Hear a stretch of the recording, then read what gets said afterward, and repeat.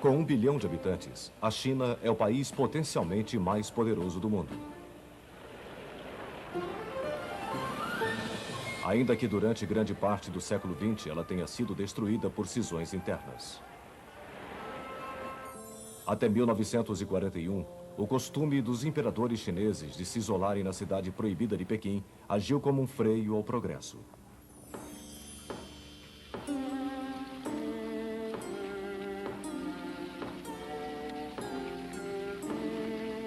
As nações ocidentais tinham estabelecimentos comerciais em Xangai e outros portos importantes. Os ocidentais levavam uma vida totalmente diferente da dos chineses.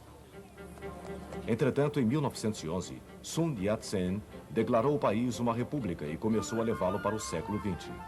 Mas os generais, com seus exércitos particulares, começaram a destruir o país a despeito dos maiores esforços de Sun Yat-sen para unificar a China.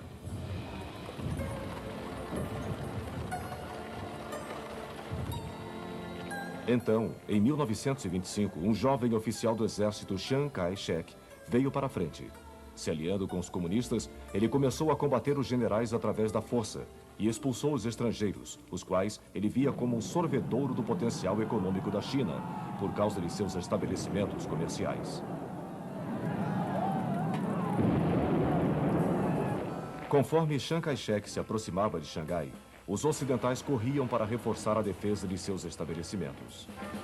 Mas ele agora decidira que precisava do apoio ocidental para melhorar a economia da China e se voltou contra seus aliados comunistas quando eles discordaram.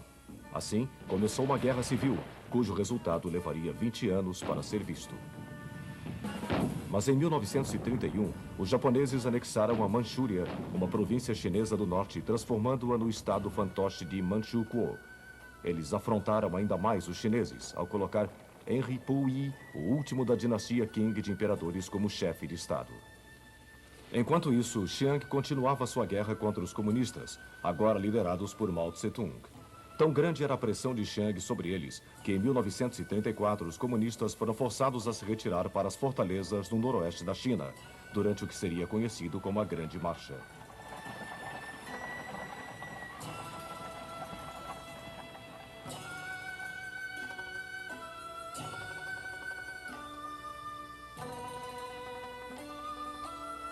Aqui eles descansaram as armas e recobraram suas forças.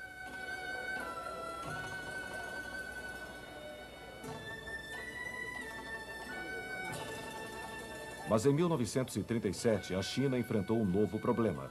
Os japoneses, empenhados em se expandir, invadiram o país desde Manchukuo até uma série de portos em sua costa. Agora começava uma longa agonia para os chineses, especialmente para aqueles no lado oriental do país. Cidades como Xangai e Nanquim foram impiedosamente castigadas antes de cair em frente ao invasor.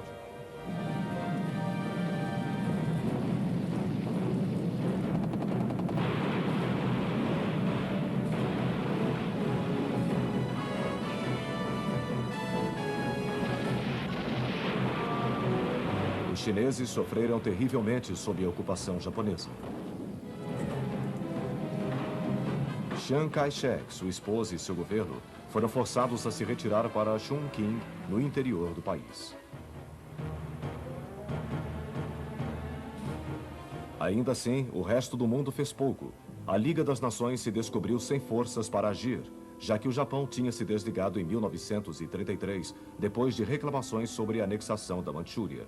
As democracias ocidentais também estavam relutantes em arriscar uma guerra com o Japão por causa da China.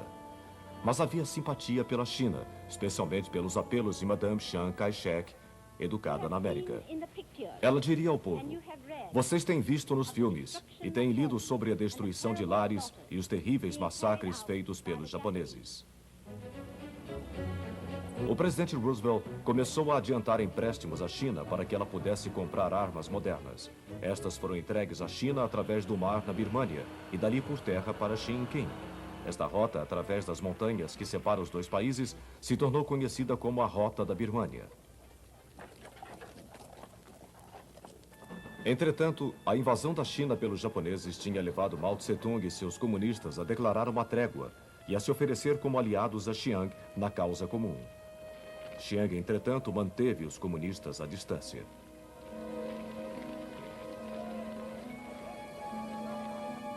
A guerra da China contra os japoneses se prolongava.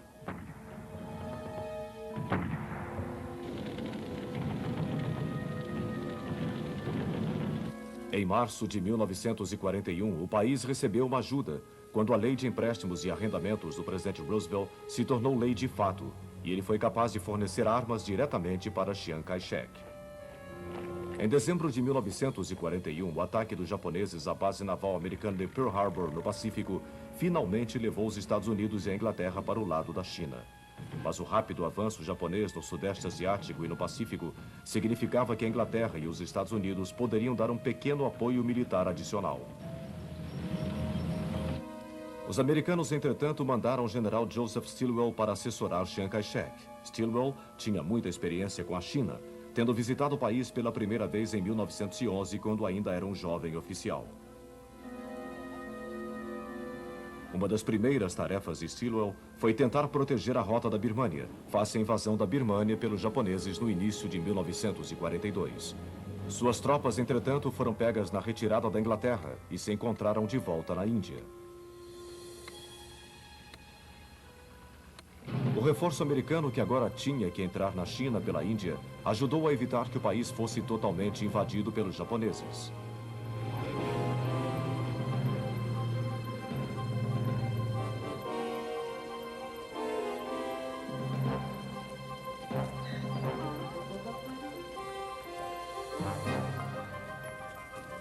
Também havia um grupo de intrépidos aviadores americanos conhecidos como os Tigres Voadores de Chenot, porque seu comandante, Claire Chenot, fez tudo para manter a Força Aérea Japonesa na Bahia.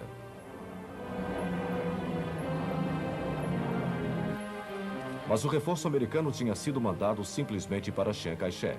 Os comunistas, que estavam travando uma guerrilha cada vez mais bem-sucedida contra os japoneses, tinham que agir sozinhos. Somente em 1944 é que a missão militar americana os visitou e ficou impressionada com o que viu. Mesmo assim, havia hesitação na América sobre o fornecimento de armas a Mao Tse-tung, especialmente em vista da destruição de Chiang por Mao. Nesse meio tempo, a última ofensiva aliada na Birmânia no período de 44-45 viu duas forças chinesas envolvidas. Aqueles que tinham fugido para a Índia em 1942 começaram a construir uma estrada que ia para o sul de Ledo, no noroeste da Índia, com o objetivo de se ligar com uma outra força que avançava pela rota da Birmânia. Isso fez um progresso inabalável.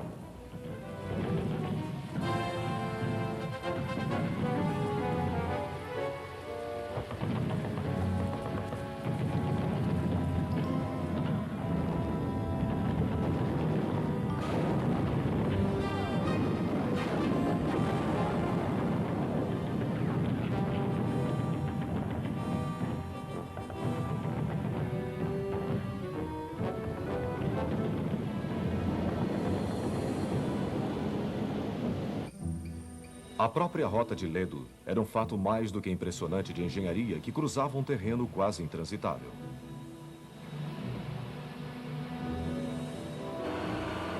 No final de janeiro de 1955, as rotas de Ledo e da Birmânia se encontraram e Chiang Kai-shek poderia mais uma vez ser abastecido por terra. A queda das bombas atômicas no Japão finalmente terminou com os 8 anos de guerra com a China, já que as forças japonesas agora tinham se rendido.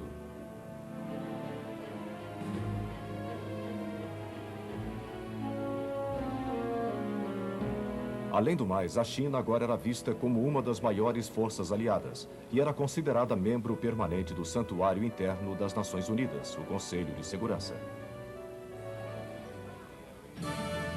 Entretanto, pouco antes da redenção japonesa, a União Soviética tinha feito uma grande ofensiva contra Manchukuo. O exército do 8º Caminho de Mao Tse-tung tinha se juntado nisso e começou a receber armas russas.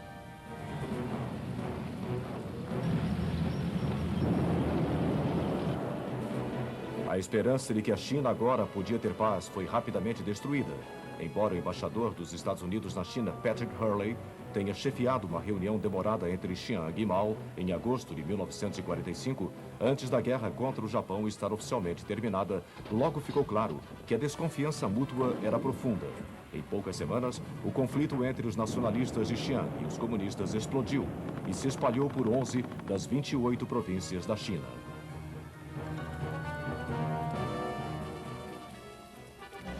Em dezembro de 1945, o general George C. Marshall, dirigente da Junta Americana de Chefes de Equipe, foi mandado para a China para tentar terminar o conflito. Seu discurso era persuadir Mao e Chiang a assumirem compromissos e formarem um governo de união nacional. A isca era a oferta de ajuda financeira maciça para recuperar os danos nos últimos 8 anos de guerra. No final de fevereiro de 1946, ele finalmente teve sucesso em fazer os nacionalistas e os comunistas assinarem um acordo que era um pouco mais do que uma trégua militar. O verdadeiro problema era Manchukuo, que agora tinha voltado ao seu antigo nome, Manchúria. A trégua de Marshall permitiu que as forças de Chiang voltassem ao território, mas este ainda estava ocupado pelos russos. Eles estavam retirando tudo de valor. Quando não eram os russos que saqueavam, eram os homens de Mao que iam na frente de algumas forças de Chiang. A luta começou na Manchúria e em todo lugar. Primeiro, Chiang Kai-shek varreu tudo à sua frente, mas em meados de 1947, os comunistas estavam dominando a Manchúria e havia uma inflação galopante no resto da China. Os Estados Unidos estavam conscientes de que o governo de Chiang era corrupto e cada vez mais impopular. Mas receios sobre a difusão do comunismo levaram a um pacote de ajuda militar para os nacionalistas e o envio de equipes de Formosa para treinar as tropas de Chiang. Os Estados Unidos também forneceram aviões para o transporte dos soldados. Em abril de 1948, os comunistas de Mao Tse-tung começaram a marcar vitória sobre vitória. Sua tática mudaria das guerrilhas para o confronto direto com as forças nacionalistas.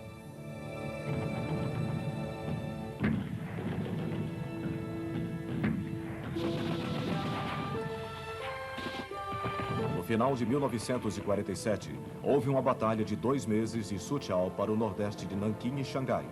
No final desta batalha, os comunistas saíram vitoriosos, capturando quase 320 mil soldados nacionalistas. Os comunistas entraram em Pequim em janeiro de 49. 3 meses depois, tomaram a sede do governo nacionalista, Nanquim, e o importante porto de Xangai. As duas cidades ficavam no rio Yangtze, e foi nesta via fluvial que um dramático incidente aconteceu no final de julho. A fragata britânica Amethyst tinha entrado no Yangtze com suprimentos para a embaixada inglesa em Nanquim. Ela foi aprisionada com a queda de Nanquim e ficou retida por 3 meses. Em julho de 1949, a Amethyst repentinamente soltou suas amarras e correu para o mar aberto. Isso significava fazer uma viagem de quase 200 quilômetros rio abaixo, sob o fogo das baterias de praia dos comunistas. Atingida, mas não afundada, ela conseguiu seu objetivo e navegou para Hong Kong. Agora os comunistas controlavam toda a China Oriental e estavam simplesmente varrendo o oeste.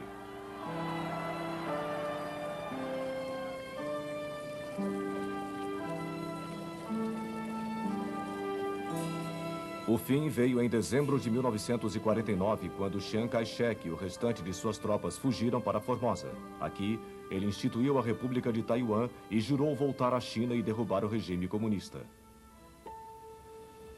Para este fim, Chiang estabeleceu bases avançadas nas ilhas de Quemoy e Matsu, que ficavam bem perto do final do território chinês. Em 1954, os comunistas começaram a bombardeá-los com a intenção de forçá-los a se render. Intensamente providos de armas americanas, os nacionalistas se recusaram a se render. O bombardeamento dessas ilhas continuaria intermitentemente nos 8 anos seguintes. A vitória de Mao Tse-tung sobre Chiang Kai-shek serviu para inspirar outros movimentos comunistas no Sudeste Asiático. Em junho de 1948, guerrilhas comunistas na Malásia abriram uma campanha de insurgência de 12 anos, projetada para tomar da Inglaterra o controle do país. Foi, entretanto, na Indochina que a luta comunista pelo controle da região foi mais demorada. Em 1939, ela foi dividida em 5 áreas: Tonkin, Annan, Laos, Camboja e Cochinchina, e governada por protetorados franceses com o nome genérico de Indochina Francesa. Durante a guerra, a Indochina Francesa esteve sob ocupação japonesa, mas assim como na Malásia, havia um movimento de resistência comunista. Quando os japoneses se renderam em setembro de 1945, a França não estava em condições de reocupar a Indochina imediatamente, e os comunistas, conhecidos como Viet Minh, proclamaram o Vietnã independente de Tonkin, Annam e Cochinchina. Entretanto, isso foi para garantir que os japoneses desarmassem as forças chinesas que se movimentavam para ocupar o norte da Indochina, mas sem interferir com o novo governo de Hanoi. A Inglaterra era responsável pelo sul da Indochina. Eles rapidamente soltaram os prisioneiros franceses, mas logo tiveram que lidar com a desordem generalizada fomentada pelo Viet Minh.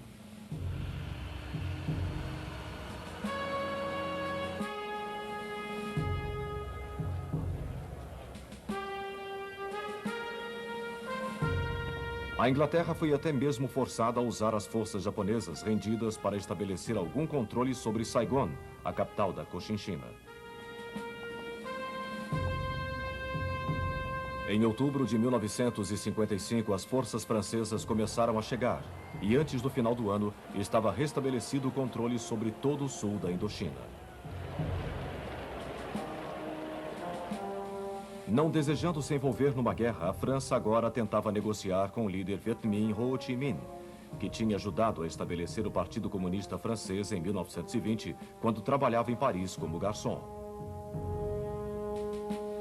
A França estava preparada para oferecer independência limitada sob o comando do imperador Bao Dai, mas isso era inaceitável para o Viet Minh, especialmente desde que Bao Dai se tornara um fantoche japonês. Agora determinada a restabelecer o controle sobre toda a Indochina, a França desembarcou soldados no porto de Haiphong em novembro de 1946. Rapidamente eles entraram em Hanoi, mas a maioria das forças Viet Minh, sob o comando do general Vo Nguyen Giap, tinham se retirado para as áreas mais remotas.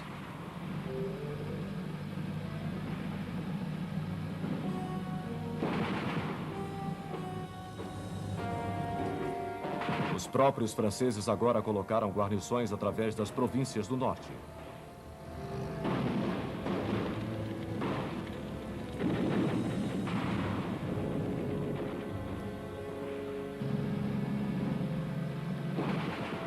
Em janeiro de 1950, Ho Chi Minh declarou que seu governo era o único legítimo no Vietnã, e isso foi reconhecido pela União Soviética, China e o resto do bloco comunista. Armas americanas começaram a ser mandadas quando os Estados Unidos e outras democracias reconheceram que a França apoiava o governo de Bao Dai. Mas em fevereiro, o Viet Minh começou a atacar as guarnições francesas perto da fronteira chinesa. Pelo final de 1950, eles forçaram a França a abandonar a região moralmente abatida. Um dos soldados mais ilustres da França, o Marechal Jean-Marie Delattre de Tassigny, agora era promovido a alto comissário e comandante-em-chefe. Ele instituiu uma nova estratégia ofensiva. Áreas-chave do norte da Indochina eram para fazer proteção.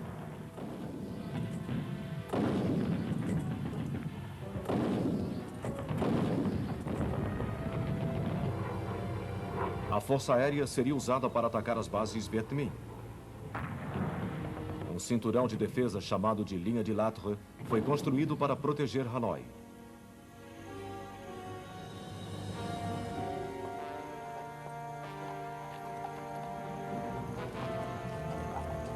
Delattre formou o restante de suas forças em colunas móveis que, apoiadas por paraquedistas e pela força aérea, seriam contra-ataque às investidas Viet Minh.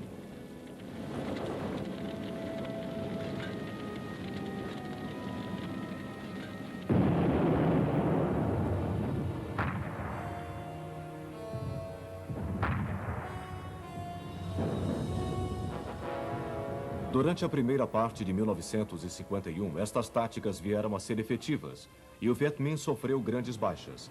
Eles então tiraram vantagem da estação das chuvas para se reagrupar. Giap reiniciou seus ataques com a chegada da estação seca. Mas em outubro de 1951, os franceses infligiram-lhe outra derrota.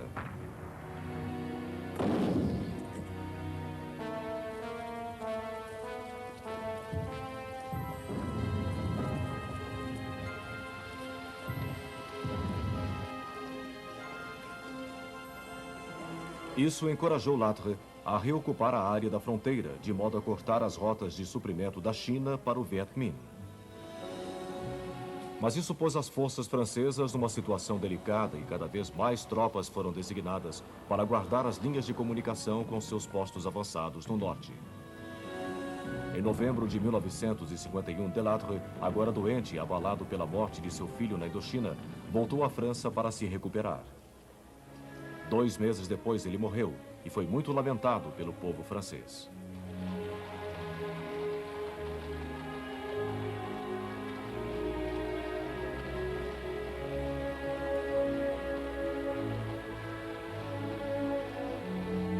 O general Raoul Salan sucedeu Latre e percebeu que o Viet Minh não poderia ser contido sem que mais forças francesas fossem mandadas. Mas o povo francês tinha uma crescente desilusão com a guerra e seu governo se recusou a mandar recrutas para a Indochina.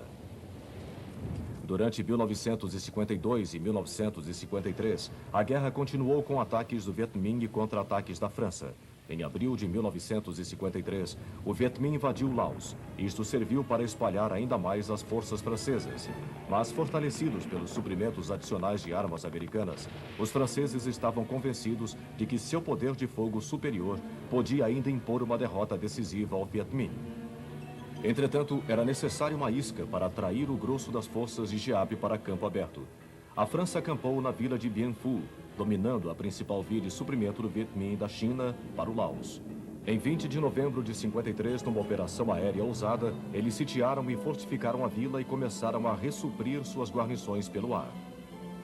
A França acreditava que Giap rapidamente se concentraria contra eles, mas que o terreno de selva tornaria impossível que ele trouxesse artilharia pesada para garantir sua posição.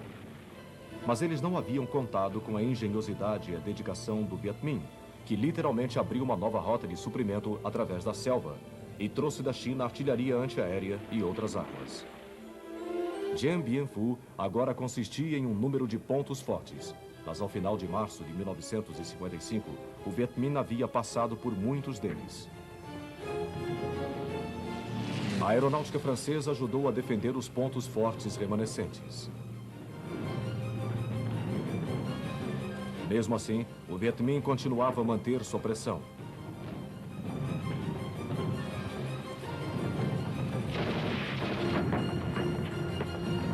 A luta se tornava mais dura, enquanto que o Viet Minh gradualmente reduzia o perímetro.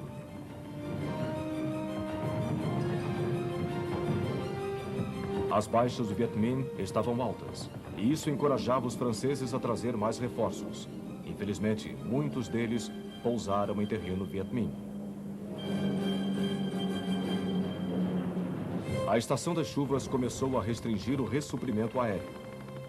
As autoridades francesas começaram a perder as esperanças e havia pequenos esforços para organizar uma força de ajuda enquanto os defensores de Dien Bien Phu lutavam bravamente.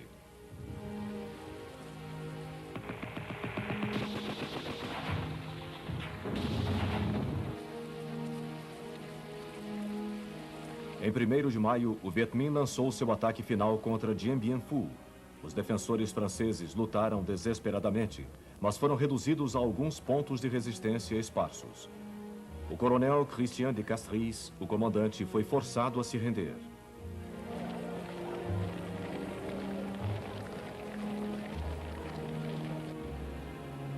Negociações de paz já haviam sido abertas em Genebra, e em 21 de julho de 1954, os franceses assinaram acordos em que eles deveriam evacuar a Indochina imediatamente. A independência do Vietnã do Norte foi reconhecida. Bao Dai governaria o Vietnã do Sul, não comunista, e a independência do Laos e do Camboja estava confirmada. A vitória do Viet Minh no norte da Indochina foi um triunfo para a teoria de guerra revolucionária de Mao Tse-tung, que queimou etapas, passando do terrorismo para a guerra aberta, tudo dependente do apoio da população local. Não obstante, muitos vietnamitas tentaram partir com os franceses.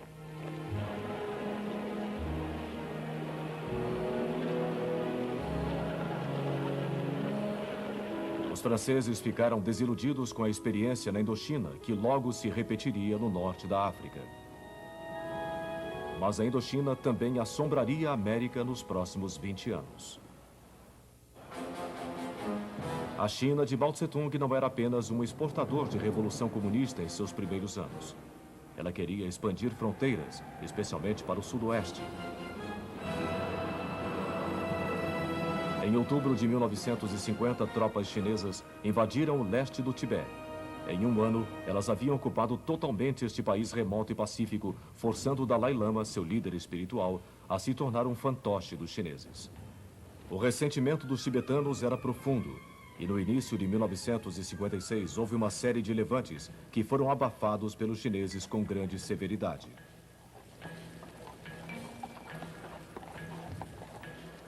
Finalmente, em março de 1959, o Dalai Lama fugiu para a Índia e até hoje permanece exilado com seu país sob o firme controle da China. A Coreia, parte do Império Japonês desde a Guerra Russo-Japonesa entre 1904 e 1905, também se tornaria um campo de batalha chinês. Ao fim da Segunda Guerra Mundial, os russos pelo norte e os americanos pelo sul desarmaram as forças japonesas no país. O paralelo 38 era a linha demarcatória entre as duas zonas de ocupação, mas a intenção das Nações Unidas era uma Coreia independente. Para isso, foram feitas eleições no lado sul, sem cooperação russa. E assim, o Estado da Coreia do Sul elegeu o presidente Syngman-rhee em agosto de 1948. Os russos organizaram suas próprias eleições na Coreia do Norte, e em setembro de 1948, Kim Il-sung assumiu o poder e se manteve nele pelos 45 anos seguintes. Os russos, então, retiraram suas forças, assim como os americanos, em julho de 1949. Os russos, entretanto, deixaram as forças armadas da Coreia do Norte muito mais bem equipadas do que seus vizinhos. Também se tornava claro que havia muito pouco amor entre as duas Coreias.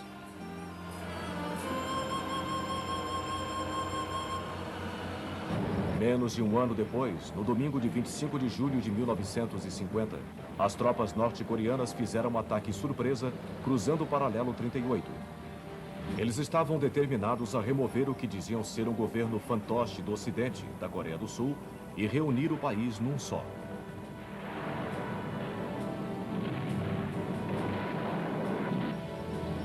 O mal equipado e parcialmente treinado exército sul-coreano pouco pôde fazer para evitar o avanço.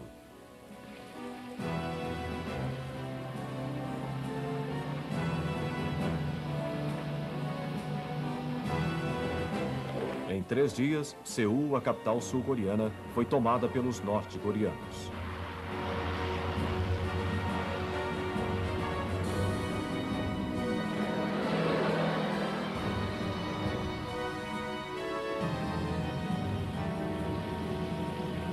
Os norte-coreanos, então, continuaram seu avanço para o sul, levando os sul-coreanos agora desmoralizados à sua frente.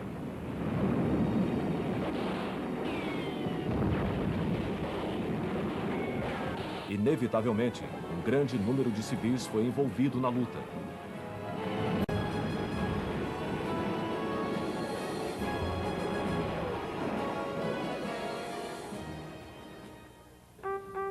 Uma Coreia do Sul agora desesperada apelava para as Nações Unidas em busca de ajuda.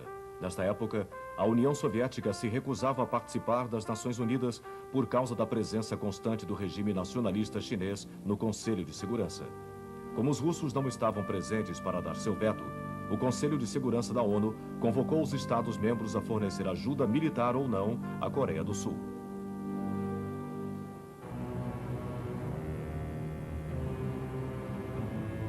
Forças navais e aéreas americanas imediatamente começaram a chegar. Em 1º de julho de 1950, as primeiras forças de terra das Nações Unidas, tropas americanas trazidas pelo ar, através do Japão, chegaram a Pusan, no extremo sudoeste da Coreia do Sul. Outras forças vieram pelo ar nos dias seguintes e se moveram para o norte, para tentar deter os norte-coreanos.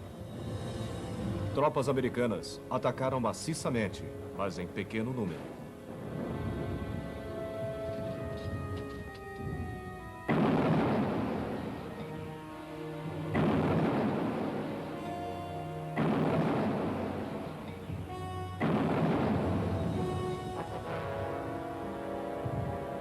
No final de julho, a Coreia do Sul foi ocupada pelos norte-coreanos.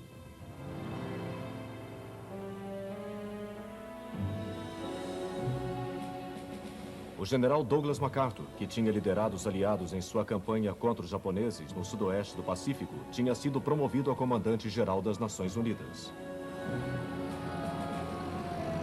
Ele organizou um reforço maciço do perímetro Pusan, como era conhecido.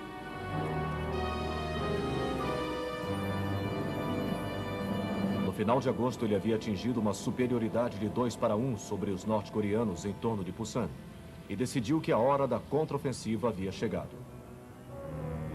O plano de MacArthur era audacioso.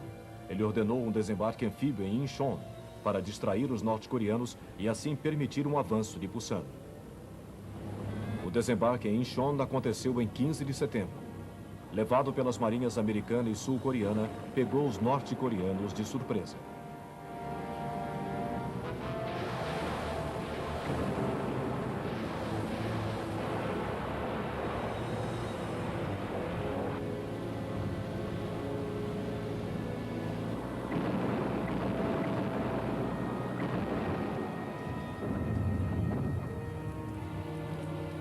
A cabeça de praia foi rapidamente garantida e o avanço por terra começou. Uma divisão de infantaria americana chegou e a força combinada avançou em direção a Seul.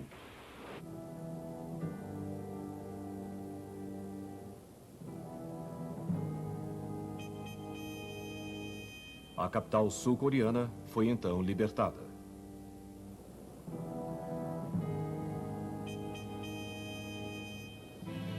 Enquanto isso, o avanço do perímetro de Pusan começava em 19 de setembro.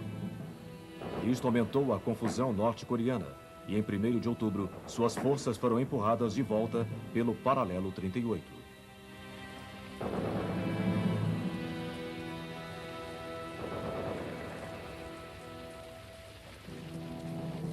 Mas as forças das Nações Unidas, determinadas a esmagar militarmente a Coreia do Norte, não pararam na fronteira e continuaram até o rio Yalu, que marcava a divisa com a China.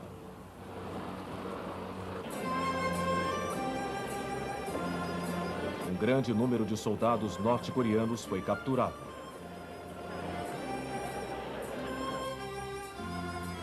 O governo comunista de Mao Tse-tung em Pequim estava muito contrariado. Ele havia advertido as Nações Unidas a não entrar com suas forças na Coreia do Norte. Assim, depois de um pedido da delegação norte-coreana, os chineses decidiram agir.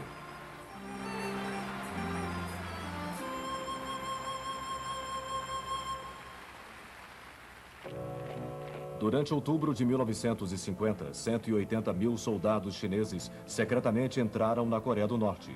Nesta época, o forte inverno coreano havia chegado. Em 27 de novembro, os chineses fizeram um ataque repentino às forças das Nações Unidas.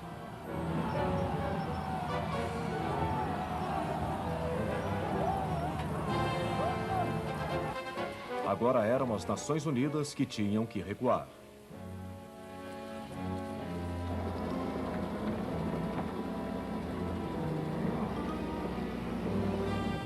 Os chineses, levemente equipados, estavam mais do que em casa, nas condições adversas do inverno. E antes do fim de dezembro, eles haviam atingido o paralelo 38.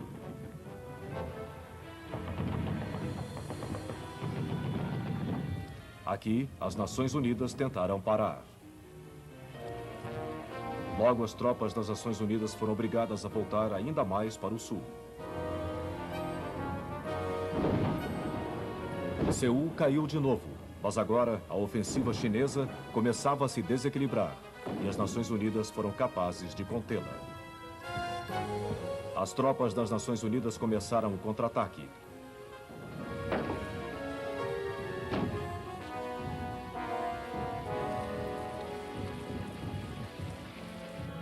Seul foi recapturada e os chineses e norte-coreanos empurrados de volta ao paralelo 38.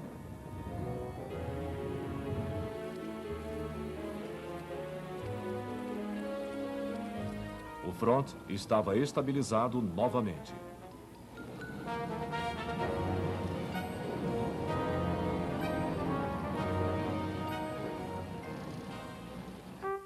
Durante a luta, numerosos soldados das Nações Unidas foram feitos prisioneiros e submetidos a uma lavagem cerebral sistemática por seus captores chineses e norte-coreanos.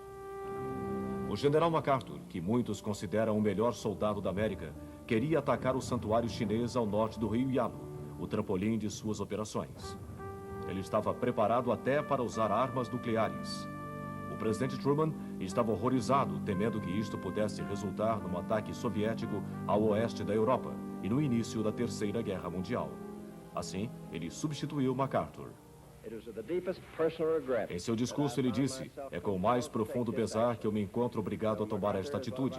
O general MacArthur é um dos nossos maiores comandantes militares, mas a causa da paz mundial é muito mais importante do que qualquer indivíduo.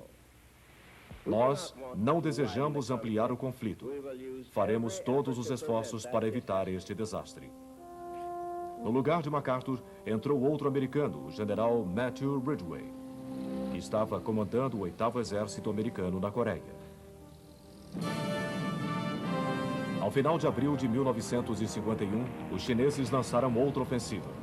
Novamente, eles tentaram penetrar na Coreia do Sul a despeito de pesadas baixas. Mais uma vez, as forças das Nações Unidas contra-atacaram. Entre as armas estavam bombas napalm.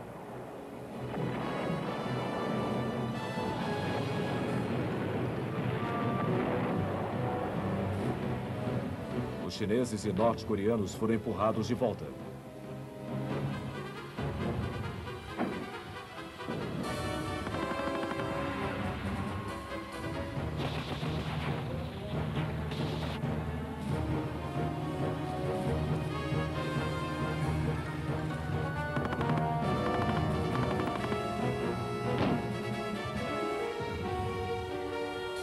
Mais uma vez, as forças das Nações Unidas penetraram na Coreia do Norte e finalmente pararam em uma linha a 30 ou 40 quilômetros ao norte do paralelo 38.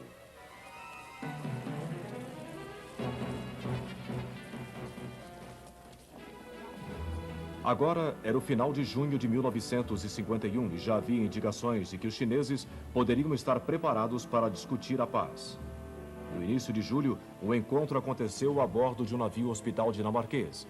Rapidamente, tornou-se claro, entretanto, que os chineses não tinham pressa para entrar em acordo, apesar das Nações Unidas estarem preparadas para reconhecer uma divisão permanente da Coreia no paralelo 38.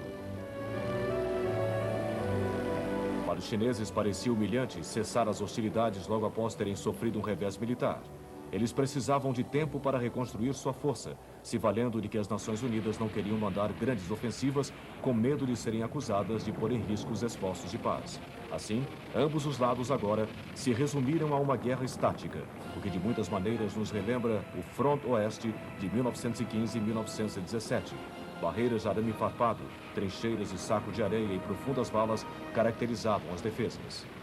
A única grande diferença da Grande Guerra era o uso extensivo de campos minados. Agora, as Nações Unidas dispunham de uma superioridade considerável em poder de fogo sobre seus oponentes. Mas os norte-coreanos e os chineses tinham muito mais homens, que se tornaram adeptos de esconder suas posições através do uso de camuflagem.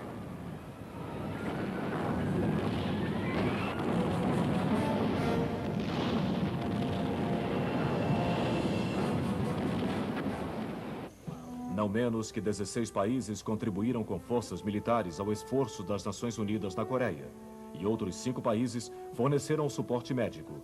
A contribuição americana foi maior. Mas entre os outros que mandaram tropas estavam a Grã-Bretanha e a Bélgica, a Turquia e a Grécia, a Colômbia, a Índia, as Filipinas e a Tailândia. No mar, as Nações Unidas dispunham de uma supremacia naval insuperável, e seus navios de guerra eram principalmente usados para bombardear a costa.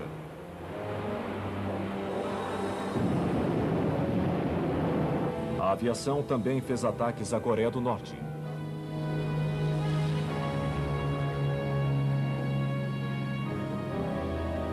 No ar, também as Nações Unidas tinham superioridade. A guerra, entretanto, marcou os primeiros combates de aviões a jato, quando os F-86 Sabre americanos combateram os MiG-15 soviéticos.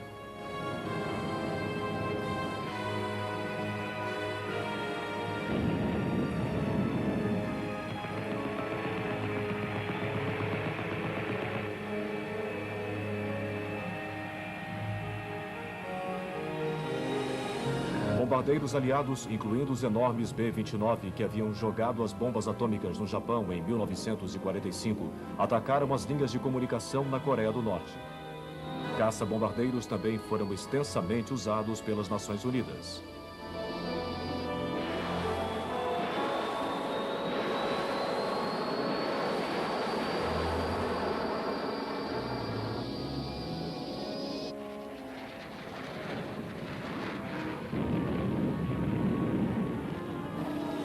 A Guerra da Coreia também viu o helicóptero entrar em ação. Alguns foram usados por ambos os lados entre 1939 e 45, principalmente para missões de resgate. Agora, eles começavam a mostrar sua versatilidade como plataformas de reconhecimento, localizadores de artilharia, táxis aéreos e também para a evacuação de feridos. A guerra em terra continuava no extremo calor do verão coreano. O intenso frio do inverno era um forte contraste. Ataques limitados dos dois lados não rendiam vantagem significante. Durante todo este tempo, as negociações de paz continuaram, mas pouco progresso foi feito até a metade de 1953. Mas não foram só os chineses que criaram dificuldades. A Coreia do Sul se mostrou contrária à ideia de uma Coreia dividida. Em resposta, os chineses fizeram em junho de 1953 o seu pior ataque. As Nações Unidas agora se puseram contra a Coreia do Sul.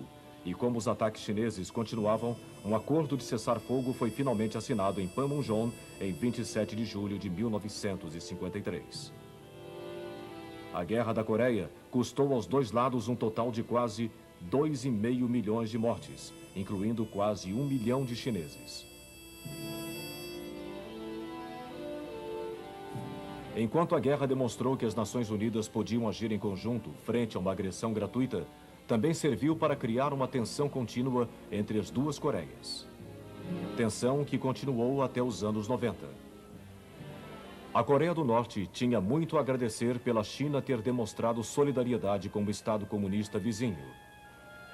Mas os chineses ainda estavam dispostos a expandir suas fronteiras.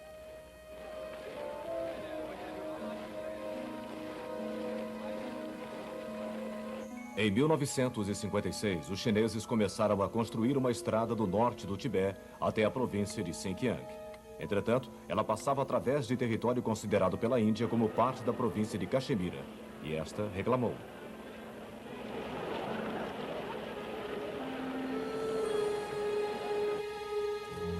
A tensão cresceu nesta área remota e montanhosa, e no igualmente remoto posto da fronteira nordeste. Finalmente, em julho de 1962, tropas chinesas atacaram através da fronteira tibetana próxima à Birmânia. Eles repeliram as forças indianas, cujas linhas de comunicação foram severamente afetadas. A luta terminou em novembro, com os chineses reconhecendo o limite do posto da fronteira nordeste e os indianos cedendo o extremo nordeste de Caxemira, através do qual a estrada passava. Nesta época, a China enfrentava tensões em outro lugar. Em 1956, o primeiro-ministro soviético Nikita Khrushchev fez um discurso secreto aos delegados do Partido Comunista, denunciando seu predecessor, Joseph Stalin. Quando Mao Tse-tung soube disso, ficou horrorizado, porque parecia que a União Soviética estava a ponto de divergir da doutrina marxista-leninista, que unia os dois lados. As relações entre a União Soviética e a China esfriaram. E em 1960, Mao expulsou a legião de conselheiros soviéticos que ajudaram a modernizar a China e decidiu que a China deveria se tornar o maior Estado comunista do mundo. Para isso, a China explodiu seu primeiro artefato nuclear em outubro de 1964.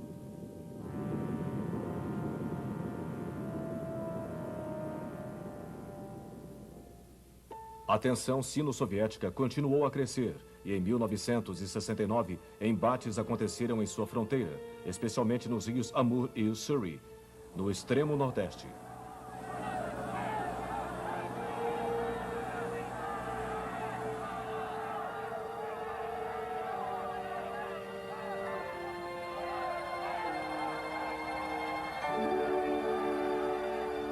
Estas lutas continuariam intermitentemente pelos 15 anos seguintes.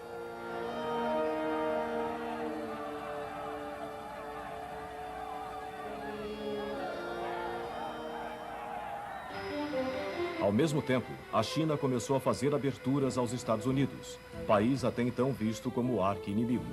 Isto culminou com a visita histórica do presidente Richard Nixon à China em 1972.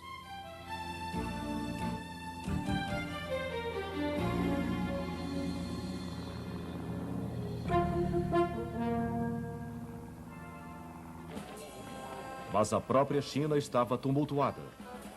Em agosto de 1966, Mao lançou o que ele chamava de Revolução Cultural. Sua linha de frente eram milhares de jovens guardas vermelhos que varreram o país, brandindo seus pequenos livros vermelhos que continham o pensamento de Mao.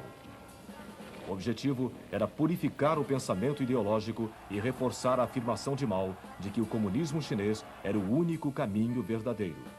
O efeito na China foi desastroso.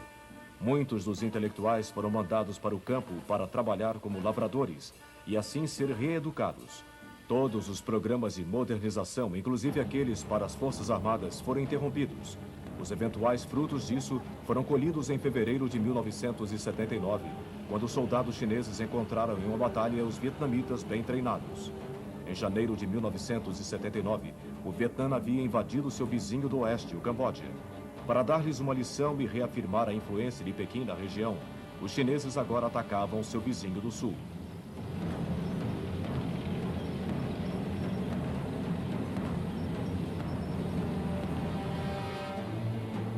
A vantagem numérica dos chineses sobre os vietnamitas era de 4 para 1.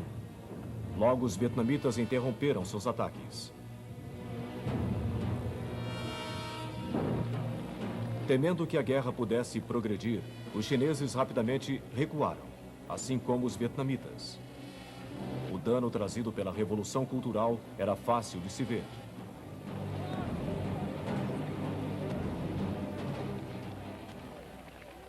Isso aconteceu mesmo depois do fim da Revolução Cultural, com a morte de Mao Tse-tung em 1976. Seus sucessores agora começavam a reparar os danos que haviam sido causados à infraestrutura da China. As relações com a União Soviética foram gradualmente melhoradas. Ligações econômicas e culturais com o Ocidente foram reforçadas. Isto se refletia no maciço afluxo de turistas.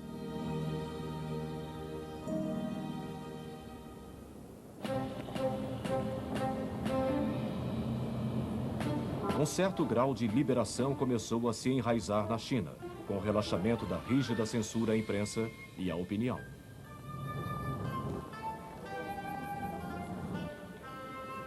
Até mesmo sementes de capitalismo foram plantadas.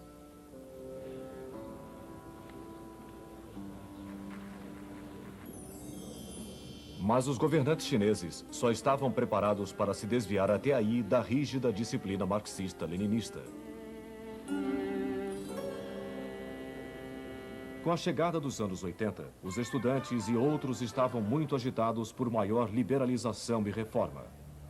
Temerosos que a anarquia pudesse tomar conta do país, as autoridades finalmente agiram em junho de 1989. O cenário era a Praça Tiananmen, onde houve uma reunião de estudantes prolongada, mas pacífica.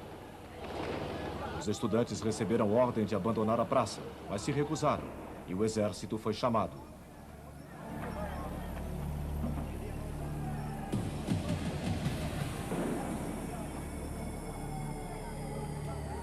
A violência logo aconteceu, e os feridos aumentavam.